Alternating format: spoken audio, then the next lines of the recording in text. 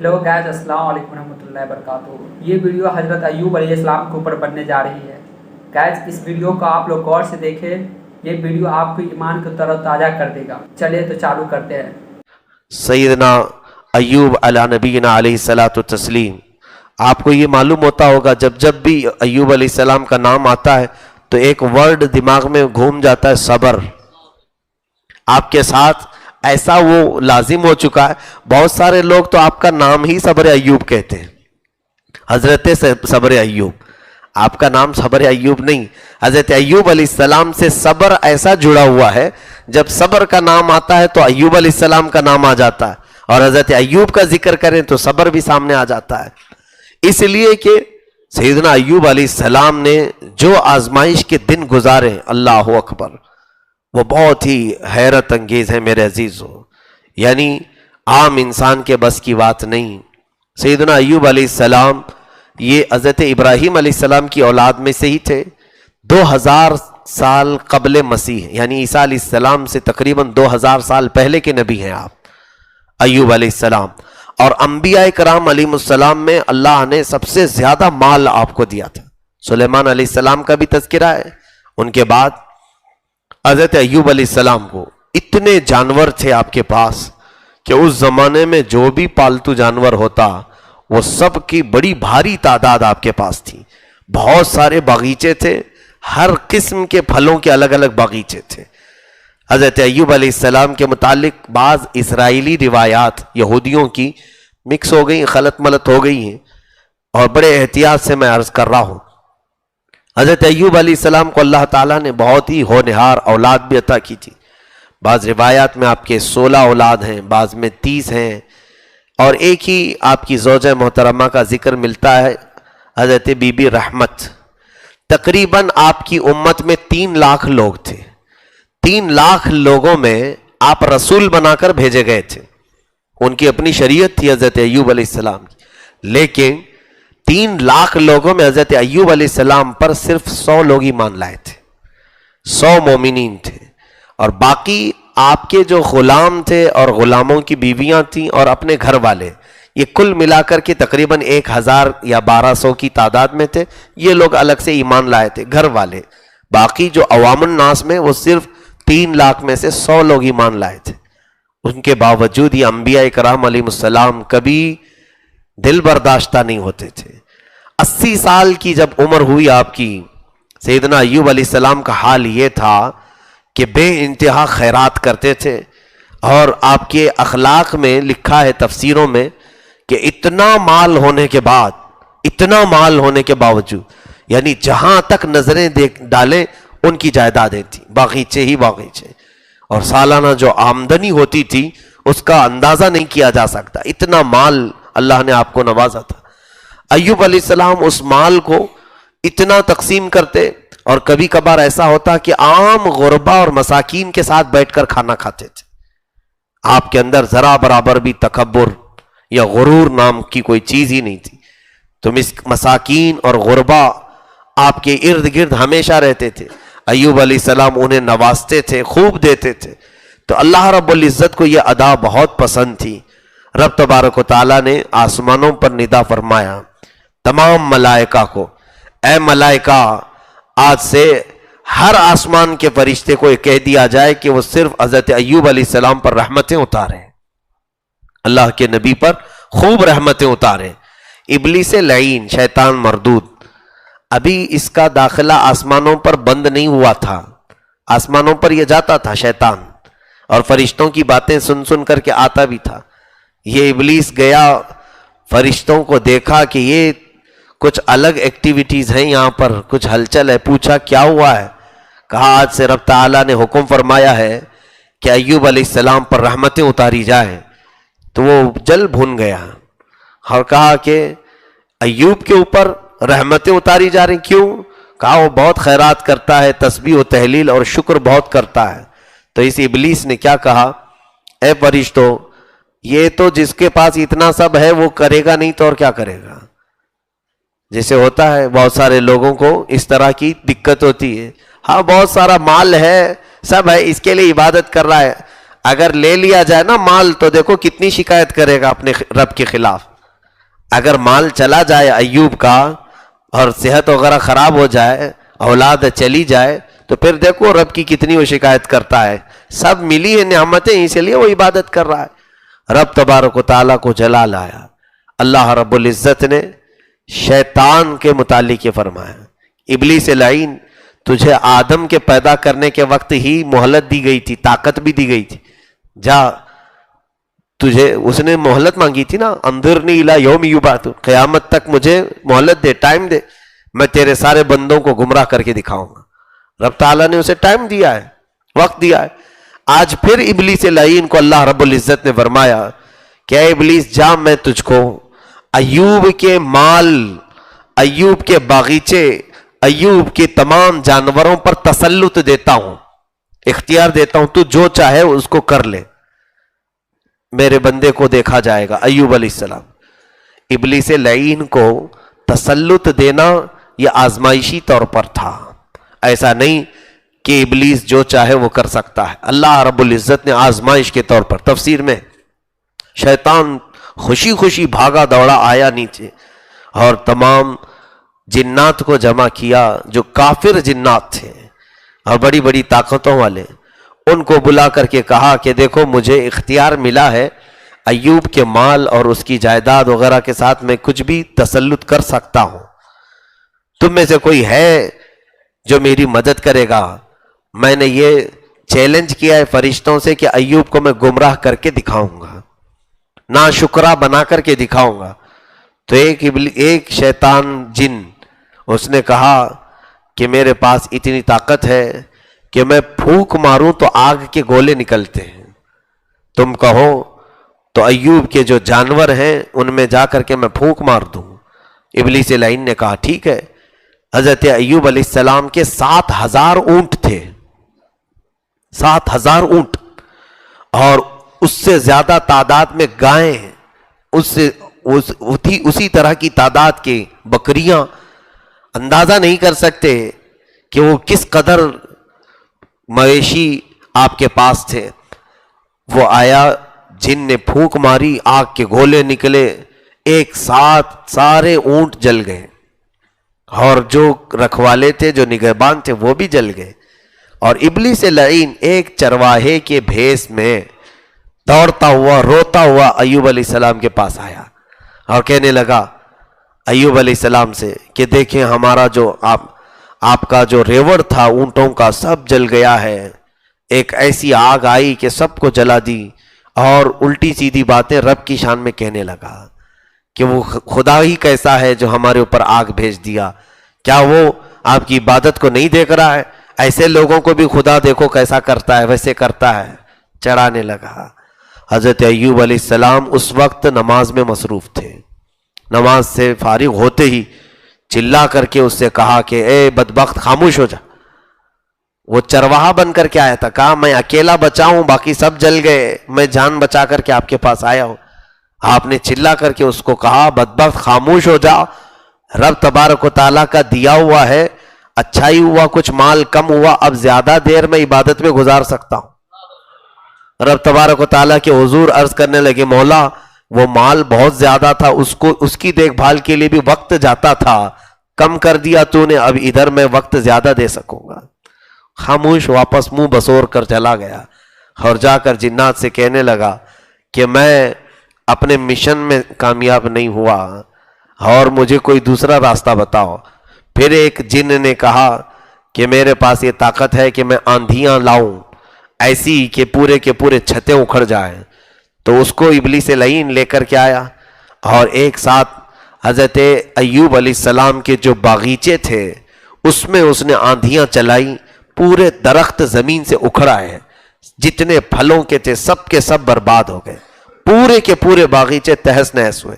پھر اس بار وہ روتا ہوا آیا اور ایک مزدور کی شکل میں آیا، کہا کہ اے ایوب دیکھیں میں آپ کی مزدوری میں برسوں سے ہوں، سب لوگ مر گئے، آندھی ایسی آئی، آپ بتائیں آندھیاں کون چلاتا ہے؟ ایوب علیہ السلام نے کہا سب اللہ کی طرف سے ہے، اللہ کی طرف سے. کہا وہی خدا جو ہمارے باغیچوں کو تباہ کرتا ہے، وہی خدا کی ہم عبادت کریں کہ اتنے سالوں کے ہمارے پھلوں کو اس نے برباد کر دیا. حضرت ایوب علیہ السلام کی بارگاہ میں وہ کہنے لگا یہ تمام چیزیں. تب بھی حضرت ایوب علیہ السلام عبادت کے مصلے پہ تھے. پھر سختی سے چلا کر کہا بد زبانی مت کر اللہ کی بارگاہ میں، وہ خدا قدیر و جبار ہے، میرا اپنا کوئی باغیچہ نہیں تھا، سب مولا کا دیا ہوا تھا، میں نے اپنے ہاتھوں سے کچھ نہیں بنایا تھا، اور اس وقت بھی آپ نے شکر بجا لایا. یہ تمام چیزیں جانے. تیسری مرتبہ اس نے پھر کچھ جنات کی مدد سے حضرت ایوب علیہ السلام کی تمام اولاد کو ایسے ختم کیا کہ سب کے سب ایک ہی آندھی میں ختم ہو گئے. حضرت ایوب علیہ السلام کو پھر روتے ہوئے وہ آ کر پڑوسی بن کر کے کہا کہ تمہارے سارے بیٹے ایک ساتھ چلے. یہ جو آزمائشیں ہوئی ہیں تقریباً 7 سال تک ایسے چلتا رہا. کبھی بکریاں، کبھی اونٹ، کبھی بھینس، کبھی بیل مرتے رہے. اولاد 7 سال تک کنٹینیو نقصانات کی خبریں، اور ہر بار سیدنا ایوب علیہ السلام اللہ کا شکر بجا لاتے، مولا میرا کچھ بھی نہیں. اخیر میں ان کا گھر تک گر گیا. تب ابلیس لعین نے کہا اے ایوب اب کیا بچا ہے، تمہارا خدا ایسا ظلم کر رہا ہے. معاذ اللہ رب العالمین. ایوب علیہ السلام نے کہا اے نادان تجھے معلوم نہیں، میں میری ماں کے پیٹ سے تو بغیر لباس کے آیا تھا، اس نے مجھے لباس پہنایا. میں کیا لے کر کے آیا تھا، میں بغیر لباس کے اس دنیا میں آیا تھا، اس نے مجھے لباس پہنایا. آج اگر وہ میرے گھر سے چھت کو نکال لیتا ہے تو یہ اس کی مرضی ہے، وہ جب چاہے مجھے چھت دے دے گا. کس کے پاس یہ صبر کا جگر ہے؟ کون ہے جو اس طرح سے باقی رہے گا؟ یہاں تک کہ دنیا کی تمام سفلی طاقتیں مل گئی تھیں، کیونکہ ابلیس لعین کو اللہ نے یہ تسلط دیا تھا جاؤ تم کو جس قدر ایوب کو بہکانے کی کوشش کرنا کر لے جاؤ. اخیر میں ایک جن جو سفلی تھا اس کے متعلق تفسیر میں شیطان ابلیس مردود نے اس کو استعمال کیا اور کہا کہ اب تو ساری چیزیں ہو گئیں. رب تبارک و تعالیٰ کی طرف سے پھر یہ بات ہوئی. اللہ نے فرمایا اے ابلیس تو نے دیکھ لیا ایوب کے سارے جانور ہلاک ہو گئے، ایوب کے سارے باغیچے ختم ہو گئے، اولاد چلی گئے. ایک ایک اولاد کا جنازہ آپ خود اٹھاتے تھے، لے کر جاتے تھے. 16 بیٹے اگر تقریباً تھے آپ کے یا 30، تو ہر ایک کو آپ دفن کر کے آتے تھے. اللہ رب العزت نے ابلیس سے کہا کہ اب اور کیا بچا؟ تو شیطان کہتا ہے کہ ابھی تو اس کے پاس صحت باقی ہے، اس کے پاس صحت باقی ہے. رب تعالیٰ نے فرمایا کہ 5 چیزوں کو چھوڑ کر، زبان، آنکھ، عقل، دل اور آنتیں، یہ 5 چیزیں چھوڑ کر ایوب کے جسم پر بھی تجھے تسلط دے دیا. جا جسم پر بھی، ان 5 چیزوں پر تیرا داؤ نہیں چلے گا. انبیاء کی عقلیں کبھی بہکتی نہیں، وہ سونے کے وقت بھی بیداری کے عالم میں ہوتے ہیں. تو حضرت ایوب علیہ السلام کے جسم پر جب تسلط ملا تو اب کی بار وہ آیا کچھ شریر قسم کے سفلی جنات کو لے کر حضرت ایوب علیہ السلام کی ناک میں پھونک مارا. یہ روایت میں موجود ہے. ناک میں جیسی اس نے پھونک مارا جیسے آپ کے بدن میں آگ لگ گئی ہو. حضرت ایوب علیہ السلام غش کھا کر کے گر گئے اور پھر اٹھے تو پورا جسم اندر سے جلنے لگا، اور ایسی شدت کی بخار، ایسے شدت کا بخار کہ پورے جسم میں ہر جگہ سے چبھنے کے احساسات. حضرت ایوب علیہ السلام نے اپنی بیوی بی بی رحمت سے کہہ دیا، وہ ایک وفا شعار خاتون ایسی ہیں جو ہر آزمائش میں آپ کے ساتھ ساتھ تھیں. بیوی یہاں پر عورتیں حضرت سیدہ بی بی رحمت کی مثال کو بھی پڑھیں اور سمجھیں اور اپنی زندگیوں کو آگے بڑھائیں. یہی نہیں کہ شوہر کے اچھے دنوں میں اس کے ساتھ رہیں، جہاں بیمار ہو تو اسے چھوڑ کر بھاگ جائیں. حضرت بی بی رحمت ساتھ رہیں. حضرت ایوب علیہ السلام نے کہا اے رحمت اب میرے جسم کے ساتھ آزمائش ہونے والی ہے، ذرا تو میرا خیال رکھنا. انہیں معلوم تھا کہ یہ سب آزمائش کا دور چل رہا ہے.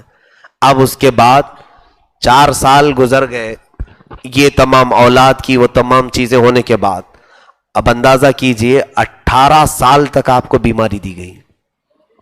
18 سال معمولی ہوتے ہیں. 18 سال کیسے کہ پورے جسم میں آپ کے ناخن جھڑ گئے تھے، جسم میں سے ناخن جھڑ گئے، بال نکل چکے تھے، آپ کسی اور چیز کو, لکڑیوں کو لے کر کے بدن پر کھجلاتے تھے تو چمڑی نکل جاتی تھی, پورا جسم پک گیا تھا.